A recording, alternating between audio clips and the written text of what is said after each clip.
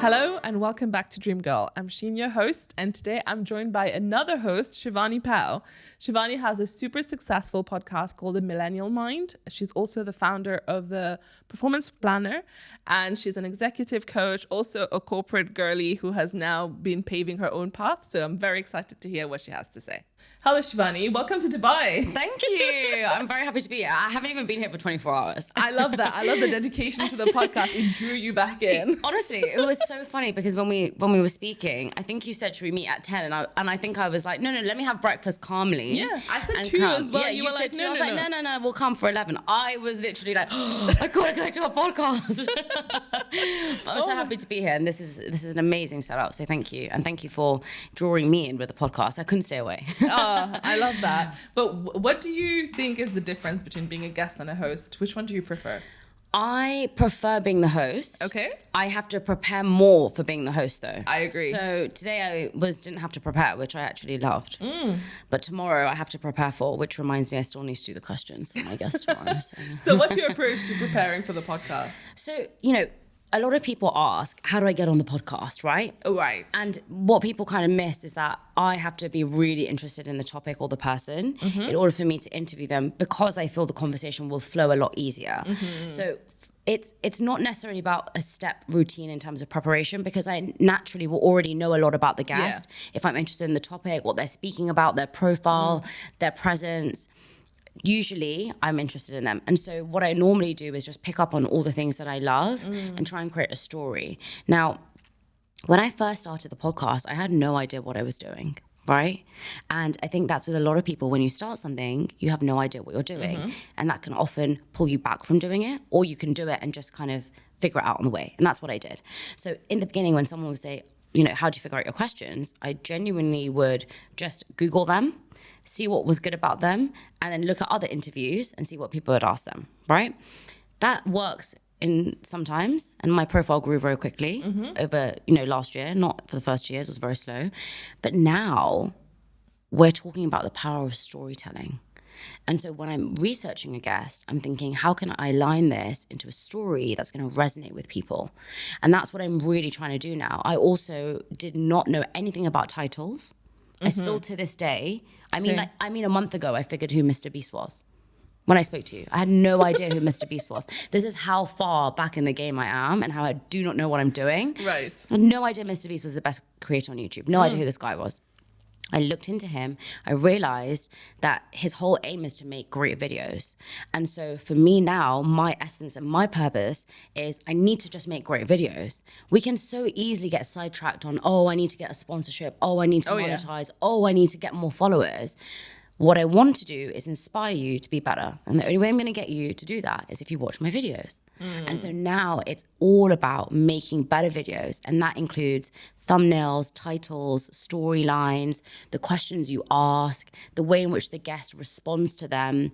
So there's so many different elements, but I think before, how I prepared is very different from how I prepare now. Oh, I love that. Same. But yeah. I was very much the same when I decided to do the podcast. I thought I knew what it was. So I just deep dived. And then I was like, okay, no, this preparation is bad. It's not giving me anything. I'm just basically going through their CV, and that's just boring, right? You want storytelling, as you said. Sure. And then by learning, I started seeing people who would be good at sharing a little piece of story, and that's what a lot of people resonate with. So definitely agree on the storytelling part of things. But how do you choose your guests then? I mean, obviously, tell me more about the podcast, the name, why Millennial Mind? What do you think is so special about us? Yeah, so I guess the first question, how do I choose my guests? People always ask this, and it's so silly. It's just intuition. Yeah. I really have to feel inspired by the person, genuinely. And it doesn't have to mean they have loads of followers or no followers or whatever. I have to feel that when I speak to them or I see them, I'm thinking, wow, you have such a great story. And they also have to be really articulate. I think people forget that, you can have someone who's got a fantastic story. They come on the podcast and they're really not articulate or engaging. And I've made that mistake a few times. And I think the other thing that people miss is what's interesting to me, and this is really harsh, by the way, really blunt. Yeah. But what's interesting to me is not necessarily what's interesting to you. Yeah. And what you're fighting for and your cause and your passion may be unbelievably great, but unfortunately, I'm not aligned on that. And therefore, if I interview you, it isn't authentic. Got it. So some people have messaged me and they said, I'm fighting for this. And I'm thinking, that's amazing. But unfortunately, my key interest isn't within that area. And I've already done a podcast that covers what you're talking about in terms of awareness. But I'm not going to do 7 or 8 podcasts talking about this particular topic because I'm not personally passionate about it. And therefore, when we're speaking in an interview, I'm not throwing ideas at you. I'm not asking you questions. No back and forth. Exactly. Yeah. It's literally an interview, which is me asking you questions. It's not a podcast where you're going to learn from both of our experiences. And so I think when people ask how I choose guests, it really is through me researching topics that I'm interested in, me feeling inspired. And a lot of people recommend, and a lot of people I reach out now as well. You know, some of my biggest guests, they've reached out to me, which is amazing. Nice. And I never had that before. So I think that also takes time. I love that. Also, I watched your recent interview with Mo. Yeah, That was so good, by the way. Thank you. And I felt like you were very vulnerable in that. Very vulnerable. Right. So that is a really interesting one. Okay. Which did you watch? When I went on his or he came on mine? When you were on his. I watched the full one on that one. So Mo Gawdat is incredible, right? Yeah. You know, he's just... His vibe is just so nice. Exactly. And, you know, I've been watching his videos for a long time now because I first heard him on Stephen Bartlett's podcast in the UK. And I think that video went so viral because of the things he was talking around happiness. He then went on a second time. And then he went on a third time recently to talk about AI. Oh, wow, okay. And the AI video, I think, has just blown up on Stephen's YouTube. It's unbelievable. But anyway, I was listening to these 3. One random day, I was talking on a podcast. And by the way, sorry, let me rewind. I'd been messaging Mo for about 8 months, 9 months. Maybe a bit longer. Well, his team. I messaged him on Instagram. He said, cool, get in touch with my team. I'll be in a podcast. And his team were like, he's in Dubai. You know, he lives here. Yeah. He's in Dubai. Oh, no, he's traveling here. Okay, he's in London for like 2 days. Da, da, da, da. So they were going back and forth. Now, I manage all of the podcast stuff. So I forgot about him, if I'm completely honest. Because I messaged so many times. You're not hearing that back. I wasn't going to message every month. And I thought, I'll message in another 6 months. So I spoke about Mo in my podcast and I was talking around grief. Okay. And I was saying that what he said is acceptance is always the last stage in grief. And a lot of people take so long to get there, which is what he spoke about on my podcast, right? Like you can take 75 years to be bitter and annoyed and upset and then you change. But what does that do? Nothing. Anyway, I spoke about it in a podcast and then 2 days later I got a message, an email from his team that said, Shivani, we would love you to be a guest on Mo's podcast. And I thought, huh? You want me to be a guest on his podcast? I was, and also this was another team member. This is the podcast bookings person, not someone I've been talking to. I've been talking to 3 people. Oh my goodness. This is another person. And I thought, this is a joke. And every time I've got an email, whether it's the TED Talk or a workshop or a guest appearance, I've always had that imposter syndrome of this cannot be real or this still to this day I get it. Shivani, come on. Even that you thought... On the day of the podcast, I thought, why are you interviewing me? I asked him this question. I said, why are you interviewing me? For what?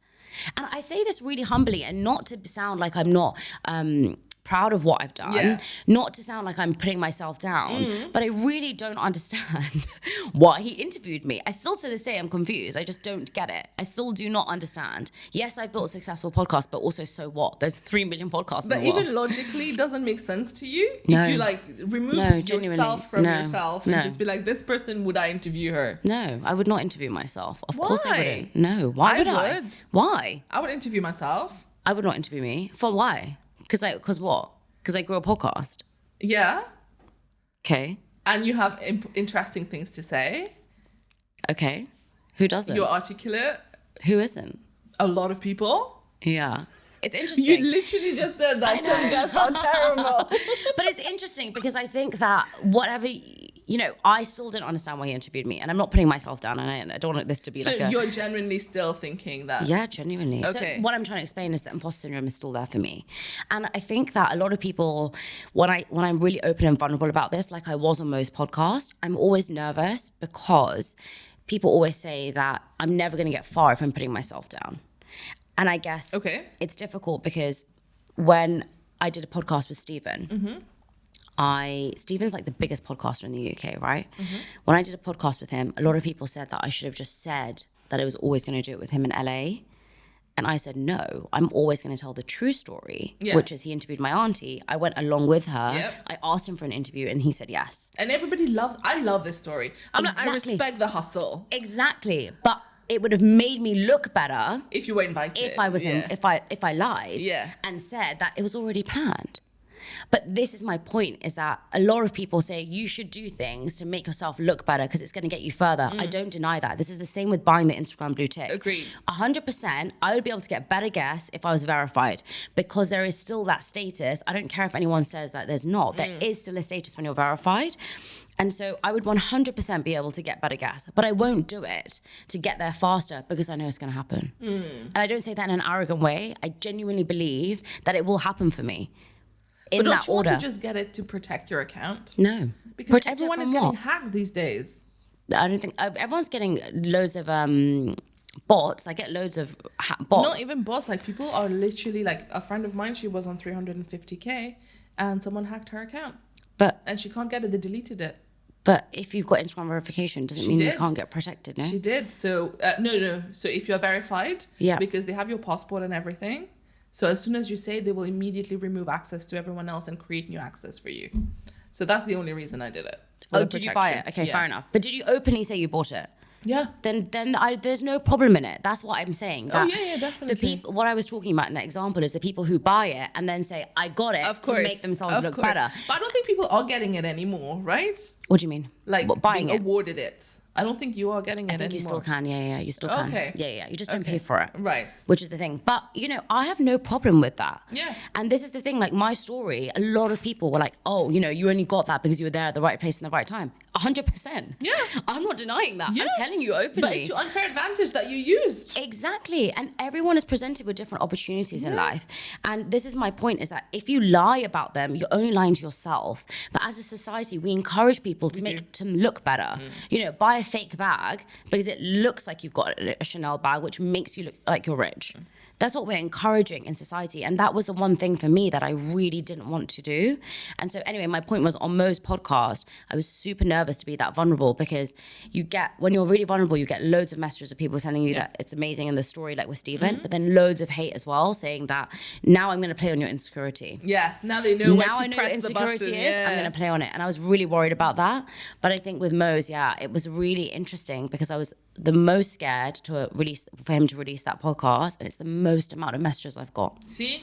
I still haven't put it on my Instagram that was on his podcast though. But I need to do that. I still haven't done it. I only found it because I follow his podcast and I was like, oh, I didn't know Shivani was on his podcast. Yeah. But it's so interesting that you talk about imposter syndrome, because your aunt Rashma, she talks so openly about how imposter syndrome is fake. Right? Honestly. But she doesn't mean that how you feel is fake, but it's just that we have been fed and conditioned as a society. I loved her story about the bicycle face.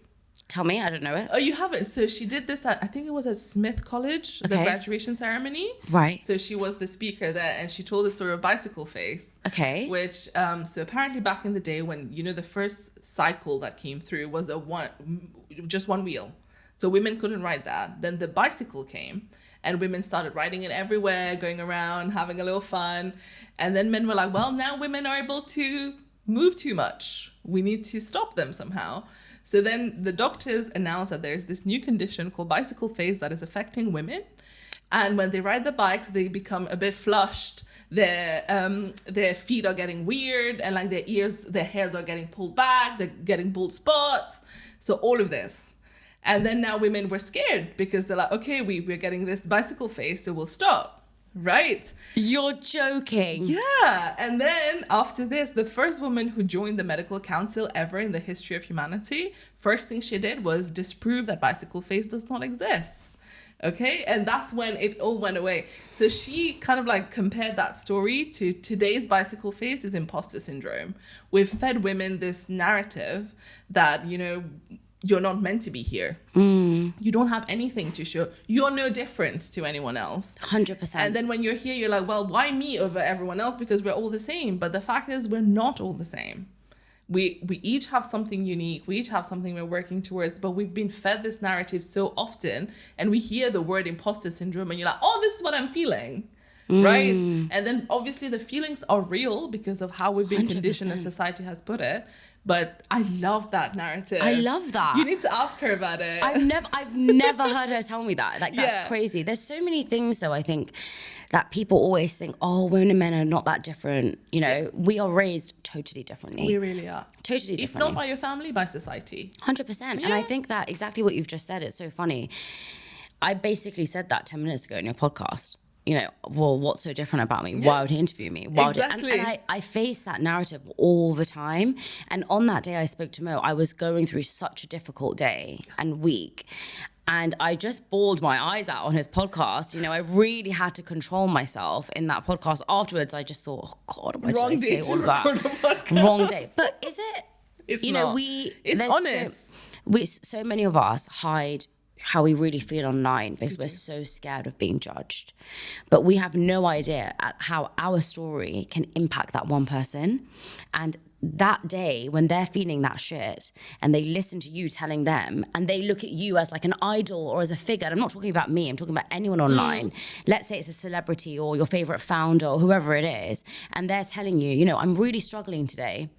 It automatically makes you feel better. If you just told me just now, Rashma feels exactly the same way, I would have automatically felt better. Exactly. Because I admire her. And so if you're in a position where you know you have influence on other people, I think it's more important to share those bad days and those insecurities rather than sharing everything as great and good. Because at the end of the day, you sharing something that's great and good is not helping someone. It just is not. And if you're constantly trying to get to a destination, you should always focus on the value you're providing rather than how quickly you want to get there. And that's why I said at the start as well is I'm just not focused on that stuff anymore because I know it's going to happen. I just really believe for me that the end goal that I want to achieve will happen. It just won't happen in the next year or the next 2 years or the next 3 years that I desperately want it to happen like right now. It's a slow burn, you know, so it's fine. 100%. But okay, so this is so interesting, Shivani, because I love that belief that you have in yourself that it's going to happen. Yeah, I do. Which is true. I also think it's going to happen for you. But why is the imposter syndrome there? It's so contradictory. It is. It's so weird as well. You know, ever since I was young, I've talked about this before as well. I never ever got really like straight A's in school or A stars. Right. And weirdly, I've always thought I'm going to be really successful, and I never have to worry about money. And I've never ever wanted to rely on a man to the point where I think that I actually am really somebody who doesn't want to rely on anyone at all. Like. It's terrible. And I've realized, I spoke about this with Mo off camera, it's not a good thing. So that's something I have to work on, is that when I get married, we have to help each other rather than like, I don't need you for anything. Like, I'm fine. Like, don't worry about it. I don't need your help. Everything has to be like, I have to buy my own house and I have to do my own thing. And I'm learning to do that. And my partner is like the most amazing person ever who doesn't, I think my fear has always been when you watch movies and you watch things online of a man will always throw it in your face if he helps you.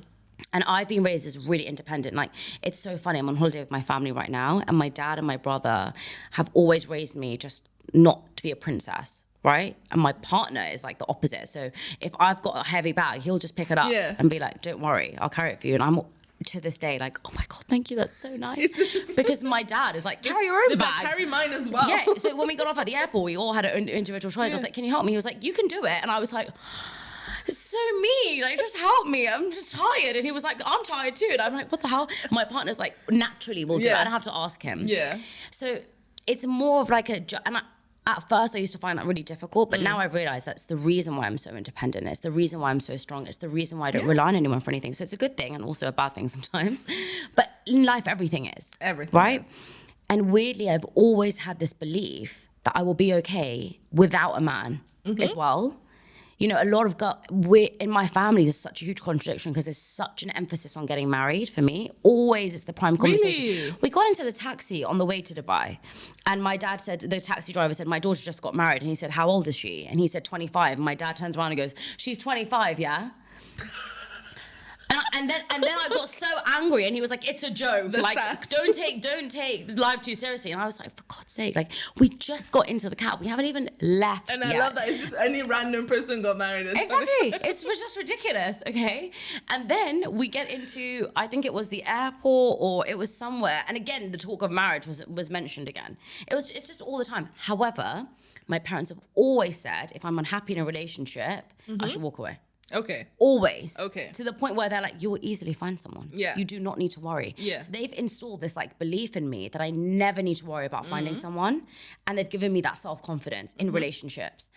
But in terms of getting married, they want me to get married ASAP. So it's like very confusing. I'm like so confused, you know, like even to this day. Even if I said to them now, my partner is this, and this to me, they'd say, you'll find someone, don't worry. I'm 30. Yeah.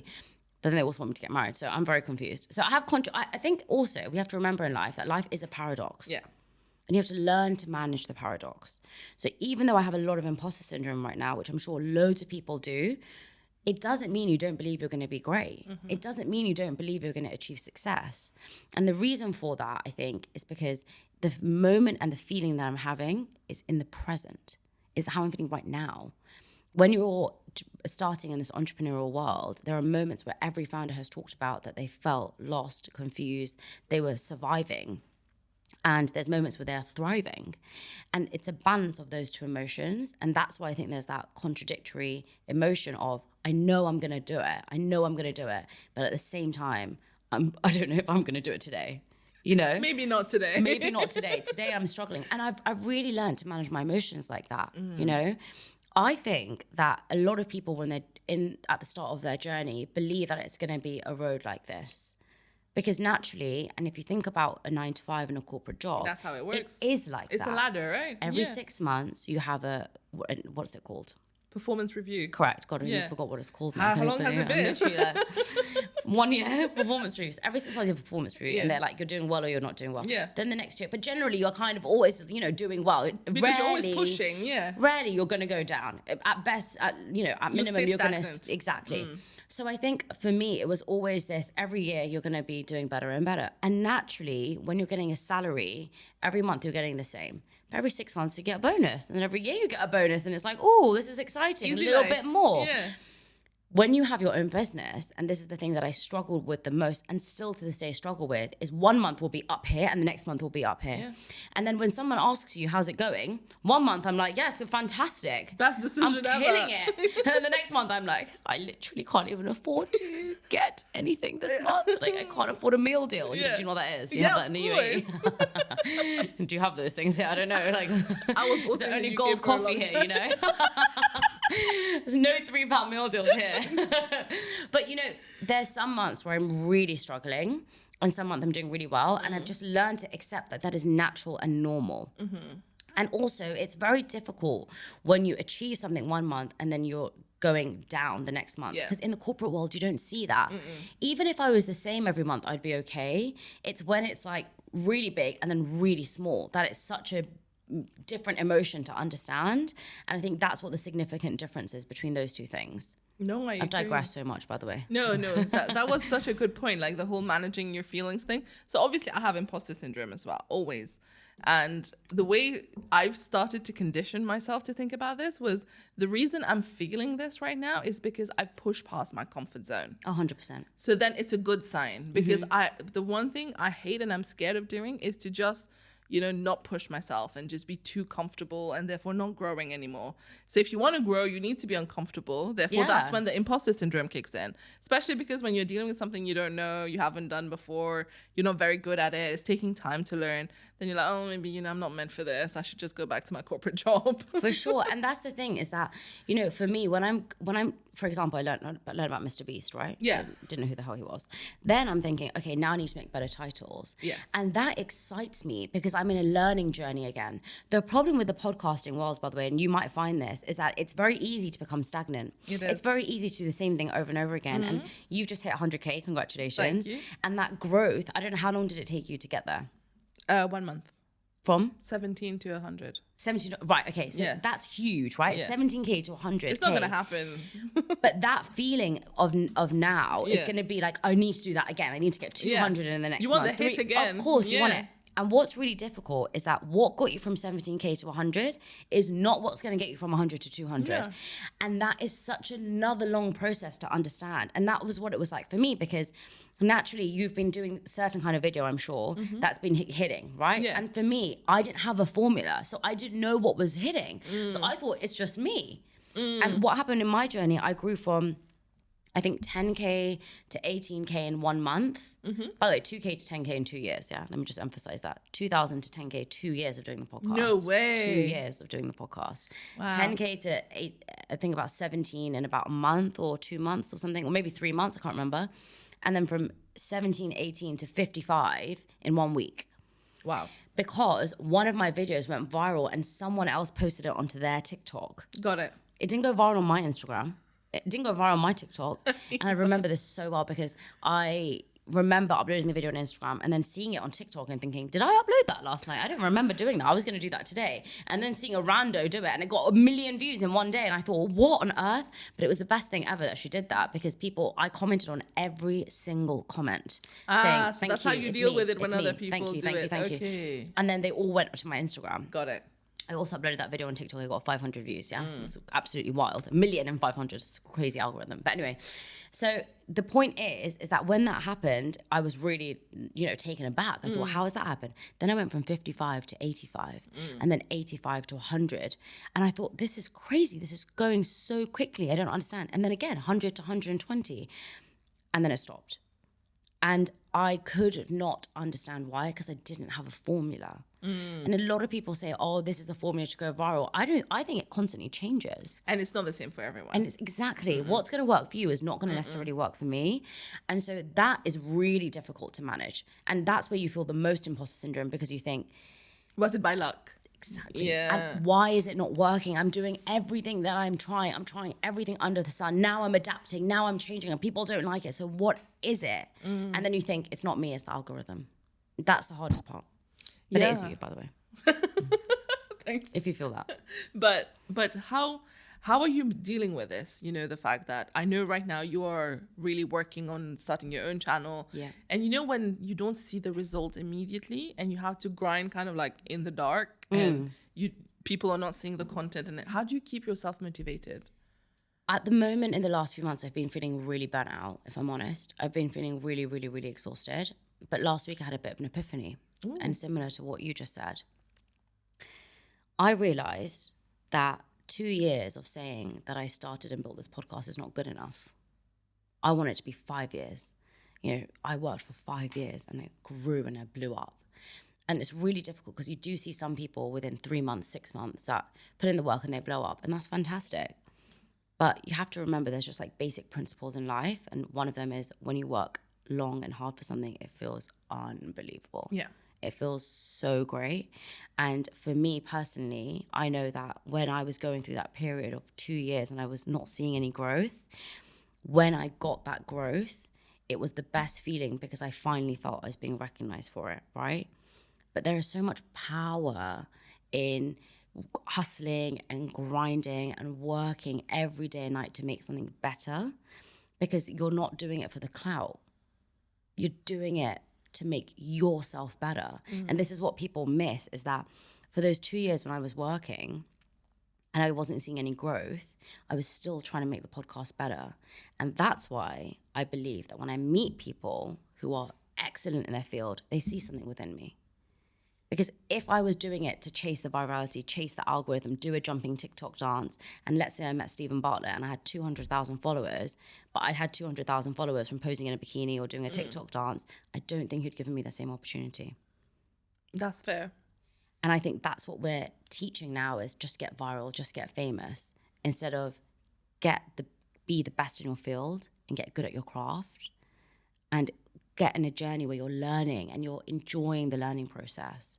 So for me, it's all these numbers and everything. What does it mean? What's it going to give me? So let's just say, for example, I'm hustling and you're grinding, right? So let's say you're feeling demotivated. Yeah. Ask yourself, when you're feeling demotivated, what are you doing it for?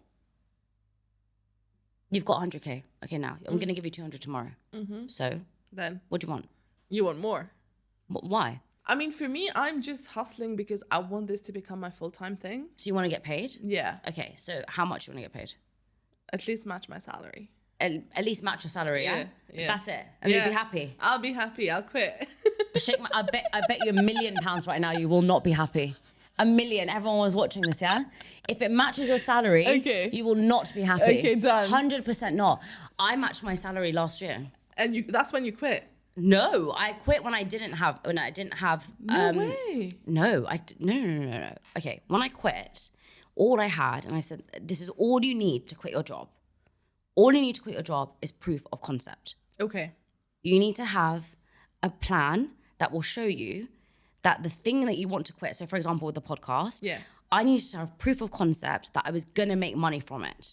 And the way I need to do that is, am I already making some money from it? Got it. Not am I matching my salary?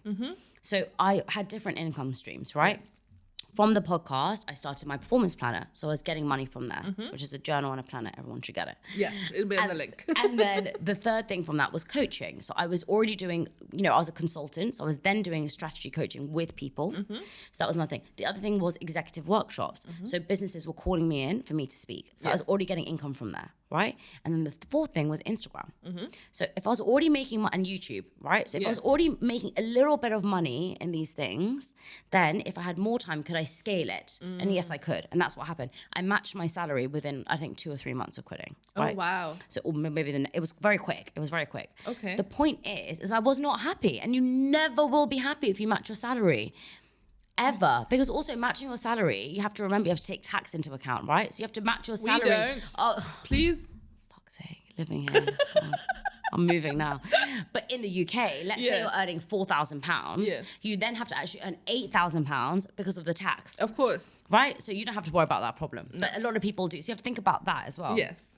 But the other thing is, it's not just about that, because once you match your salary, great, you've done it for the first 4 months. Then flipping heck, in January, it was like, no, actually January and February was good. March, it was like dip. And I thought, oh my God, now what? If you accumulate it, I've actually earned more in my year of quitting than I did in my corporate job. Okay. If you accumulate it. It's just not constant. It's just not constant. But I've earned way more. The problem is that 1 month when you're hitting, a big number, and then the next month you're not, it's such a loss. And you think you're not good enough.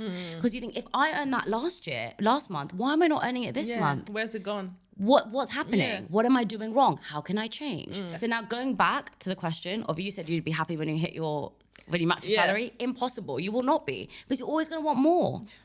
So, and then also now I ask myself this question: why do I want more money? For what? So why do you want more money?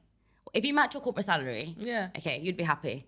I quit my job then, right? Okay, and then you quit your job. Okay, then the next one, let's say you double your corporate salary. Yeah. Then would you be happy? Of course. Yeah?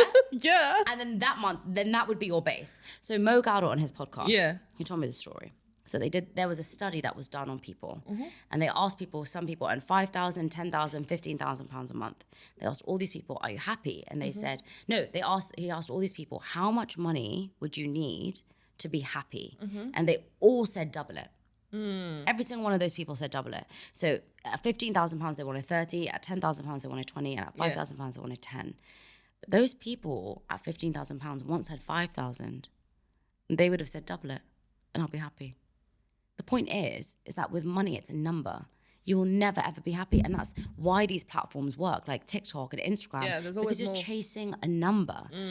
I said offline before we started this podcast, when I first started the podcast, all I ever wanted was 10,000 followers so I could have a swipe up link to my podcast. Same, yeah. Instagram, added the link option so you didn't need to worry about that, but I still wanted 10. And that feeling when I got 10, I remember it so well. I was in Marrakesh on my friend's birthday. I was in the bathroom and I got 10,000 followers. And I didn't want to tell anyone because her hen, and I didn't want to be like, oh, I got 10,000 followers. But in the bathroom, I was like, I got 10,000 followers. And then I remember when I got 100, I remember at 85, I was growing so quickly that everyone's like, you're going to get 100 before Christmas. You're definitely going to get 100. And I remember, or 100 before the New Year, and I got 100 before Christmas. And I remember feeling so happy that, my gosh, it's happened. And now when the number goes up, it's, it doesn't mean anything. No. And I've realized, and now I'm thinking, when I get the million. And all I ever say is when I get the million, and I remember I met somebody and she was a football manager of all the biggest football stars. And I said to her, can you introduce me? Obviously, I'm not afraid to ask anyone. If I meet someone, I'm like, can you introduce me to the person so I can interview them?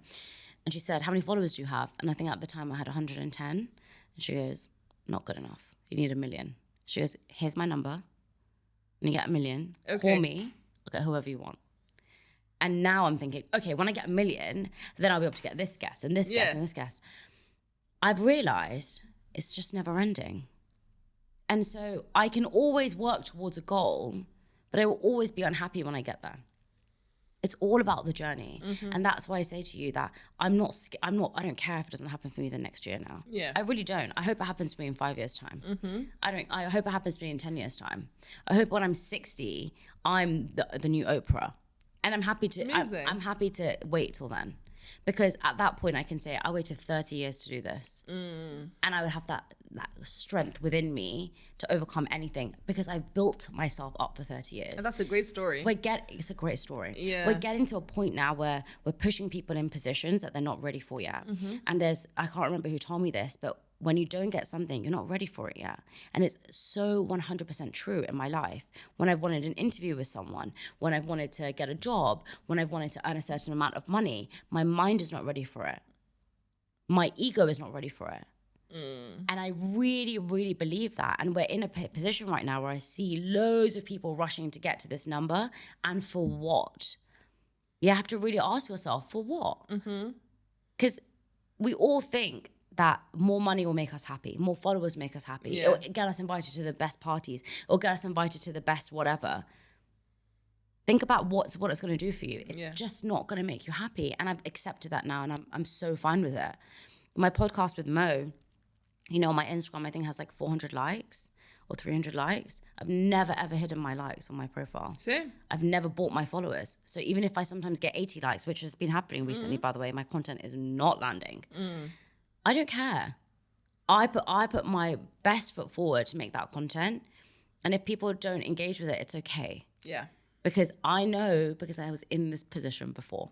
I remember being in a position where I was really pumping so much time into the podcast. I was getting like 50 likes, 40 likes, 30 likes. And I would sit there and I would think, what am I doing wrong? I've got such big guests. You know, my second season I had Sid Malia. Yeah. You know, and I was thinking, what on earth? You know, in my second season I had Nadia from Indian Matchmaking, when Indian Matchmaking was like blowing up. And I thought, what is happening? Why am I not getting it? And the reason, there's small things you can do. And now I've created a checklist of things that I need to make sure that I'm improving every single time. And I'm not going to be able to improve everything. I'm one person. But it's all about trying. It's all about pushing. And it's all about the growth. Oh, I love that. But just to push back on that, you know, because nowadays a lot of people, whenever they're starting the journey with content creation and stuff, it's a bit of like, how do I make myself, how do I sustain myself financially when I'm trying this out, right? Because of course there's the big numbers that we're hitting for sure. But then there's also the early days. How do you make sure, for example, me last season, I thought, so season 1 and 2 I recorded in the UK. Season 3, first time I was going to do it here. And I was like, you know what? I'm just going to spend money on it, book a studio, do like good editing, push it out, see if it's working. If it lands, then I'll do season 4. Yeah. And season 3 worked amazingly well. And I was like, okay, now it's worth it. But I came from that place of privilege where I had the money to do this, you know?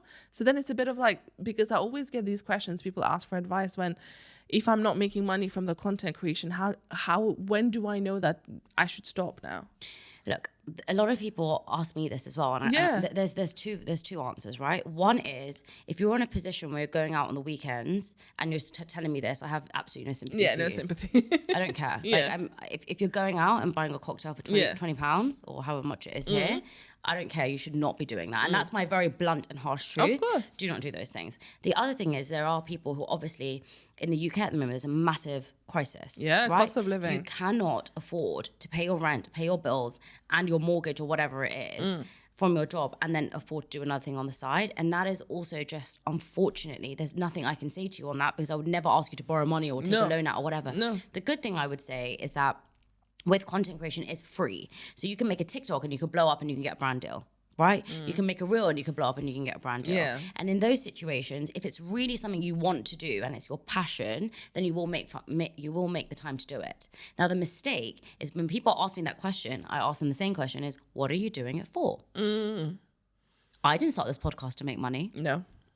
And if I did do it to make money, then my content is not going to be pure and genuine and authentic, and it's not going to land, because I'm just doing it to make money. And that's what everyone's doing now. Yeah. So if you're doing it to make money, then you need to understand that you're not going to enjoy the process because you have to treat it like a job. And money's not going to come in that easily. Exactly. So how do you keep yourself going? But you're doing it for money. So they're different things. Yeah. So if you've got a corporate job and then you're doing this on the weekend, you're going to burn yourself out because you're not enjoying this process. I was enjoying my process and therefore I wasn't burnt out and I kept myself going. Same, yeah.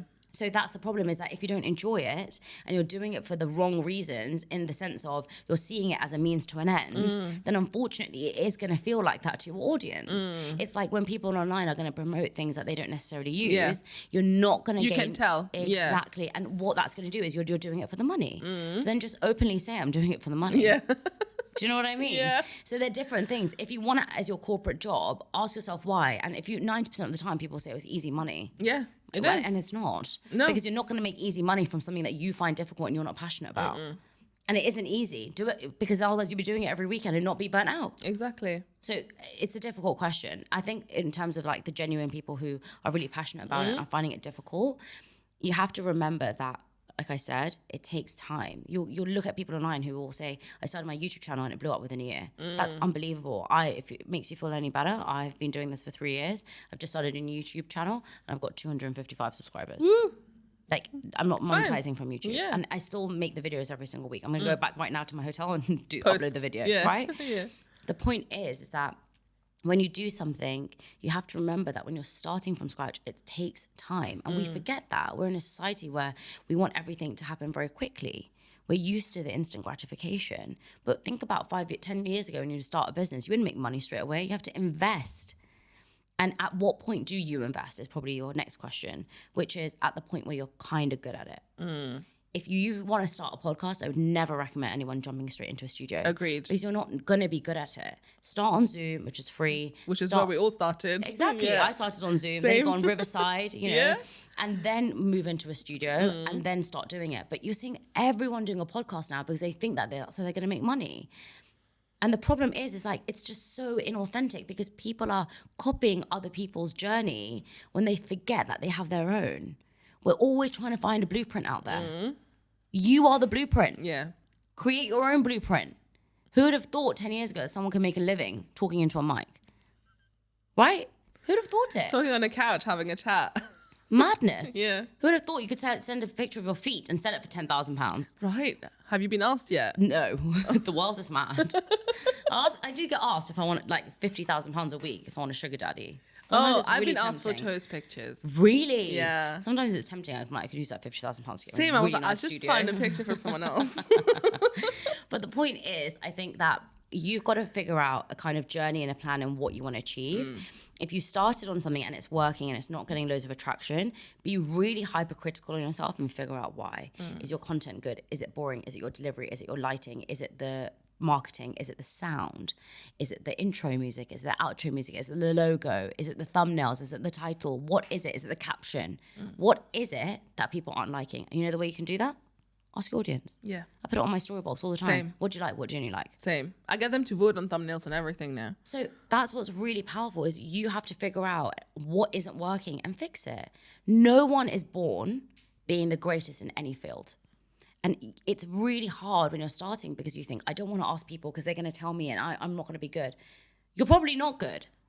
And that's okay. You need to learn, yeah. And, this is the really great thing that I learned from Mr. Beast. He said, everyone's always talking about the algorithm and saying that the algorithm isn't working for me. No, actually, an algorithm is an audience and you're not delivering good content for your audience. So there's nothing wrong with the algorithm. It's actually your content. Yeah. Unfortunately, that's the harsh truth of it. Yeah. And when I accepted that, I looked at my solo videos on Sunday and I actually thought, these are crap. These are, am I allowed to swear? Yeah, you are. Yeah, that's crap a swear word, I don't know. Yeah. But, these videos are totally shit. Yeah. I wouldn't watch them. So why am I expecting someone else to watch them? So now what can I do to make them better? I can either stop because I'm embarrassed and I don't want to ask for help. Yeah. Or I can get another editor and say, can you help me? Yeah. Can you make them better? And again, they're not the best. And I just love the comments on my videos because I have, like I said, like 200 subscribers. And you always have like 1 or 2 people saying, oh my God, I can't believe this video only has like 5 views.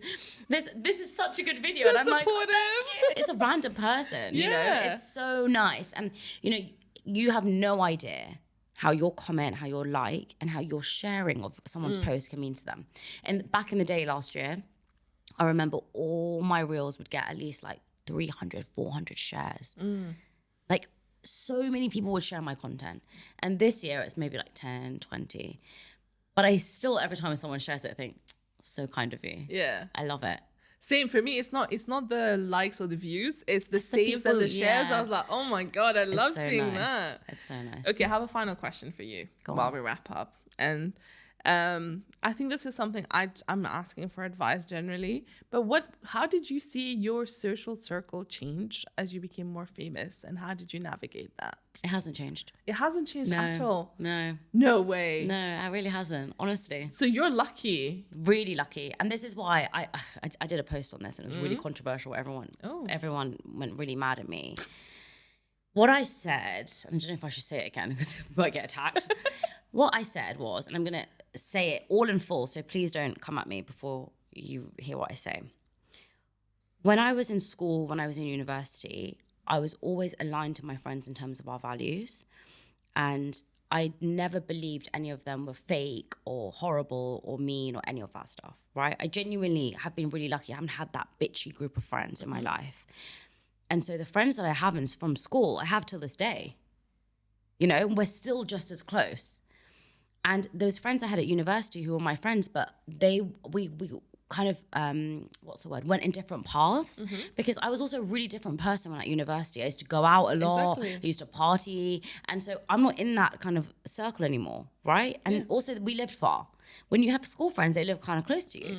So what I said in one of my interviews was, it worries me when I meet somebody and they say, I haven't kept any friends from any circle that I've ever been in because I almost feel that if you're blaming other people to say all my friends at nursery or school were horrible, all my friends at secondary school were horrible, all my friends at college were really bitchy. Sounds like you're the problem. And all my friends at university, they were all so bitchy.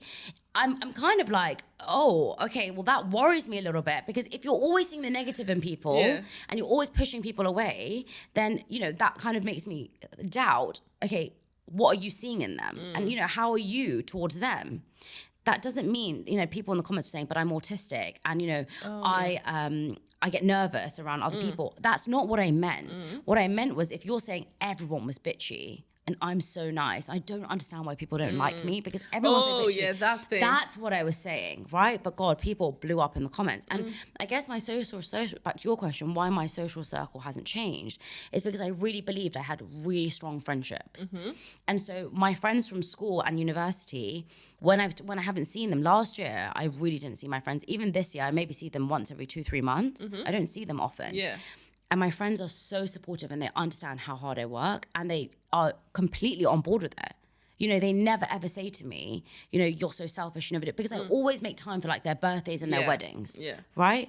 But when they're hanging out on the weekends, I don't see them because unfortunately I don't have time. And so I will always make time for them, but I will never just use every weekend to see my friends, right? And they've understood that. I haven't perhaps been the best friend sometimes because I'm not always there or I'm not always available.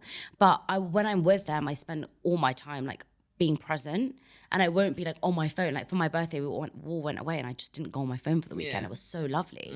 But my social circle hasn't changed because I've always had like that value within my friends. And we've always been friends because we are connected by like the heart. I know that sounds really lame and weird, but that's beautiful. Really, I feel that we're also connected, and that's why whenever I've done something great, they don't care. They're so happy for me. They're the most supportive. By the way, all my friends, you know, when I was on a billboard, they all came to watch, and they were so proud of me. It's like you had a little party outside of the billboard. But afterwards, we all had dinner, and no one cares. You know, no one's gonna gas you up more than that. Exactly, that's it. They're just like cool. And when you know, sometimes when we're walking and someone says hi or someone recognizes me, they're like, "That's so funny." Same. Like, Everyone is cringing. Hilarious. They're like, "Oh my God, you're actually famous." And my friends, like, it's so funny when people ask if I'm friends with you. They're just like, "Yeah, what do you mean? Like, I've known her from school." That's so weird. But you know, they're always going to see a different side of you, you know, and it's sometimes I don't see what other people see in me, but you have to remember that whatever you're saying and how you've, you know, created an impact on your audience is how they're going to feel. And your friends are perhaps not going to have that same impact. No. You know, your friends are not going to feel that impact, because they're not in that position that you're talking about, right? So it's interesting that my mind really hasn't changed. I've made obviously new friends like in this influencer world. It's amazing, isn't but it? I haven't really lost anyone, no. Okay, well, beautiful. Yeah, have you? I mean, no, so my close friends haven't changed. Yeah. But I did see some weird interactions with, you know, the more like outer boundary friendships. Yeah. Oh, yeah. They don't but really they're not your deal real with friends. the fame really well. Oh, yeah. Like I would get messages like, you know, virality doesn't last. Who would have thought that you would blow up? Yeah. Really? Yeah. How interesting. Right? I was like, I thought. Did you? Yeah. I never thought I would. Really? No. I knew it was coming. That's amazing. Yeah. See, that's why my journey is so up and down, because I'm like, I always knew I was going to be successful, but I never thought I'd blow up. Does that make sense? Yeah. I don't know how to feel about I it. knew it was going to happen, but I didn't know it would happen with what it happened with. Yeah. I knew it was so unexpected that video blew up, but I knew it was coming. Yeah. How many million is it on now? 14. Madness. It's absolutely crazy. We've done so well, and Thank you know, you. I'm so happy to have been here. No, of course. Any parting messages? I think the number one thing I would tell anyone who's listening is just have belief in yourself. There's always going to be someone telling you that you're not good enough. You're always going to have that inner critic telling you not good enough, but there is something special within everyone. And you've got to figure out what that thing about you is. I'm still figuring it out. But one thing I know about me is I have the ability to allow people to open up. And now I only know that, and I've reflected on my life and realized that people do that. And now that's what I realize is my skill. And so everyone has a skill. It might not be directly what you're thinking it is. So people always tell me, oh, you're really well spoken. I don't necessarily think that distinguishes me from anyone else. But the ability to meet a random person and for to open up and tell me their deep, long, like lifelong story is a skill. It is. And so that's what now I'm honing in on. And, you know, every single person has one, so just find yours. I love that. And also I would add to that there will always be someone to say no to you. Don't be that person for yourself. Ooh, very good. Yeah. Love that. So nice. Well, lovely note to end this on. Thank you so much for being here, Thank you for having Shivani. me. And I hope you have a great time in Dubai. Thank you. I'm very happy to be here.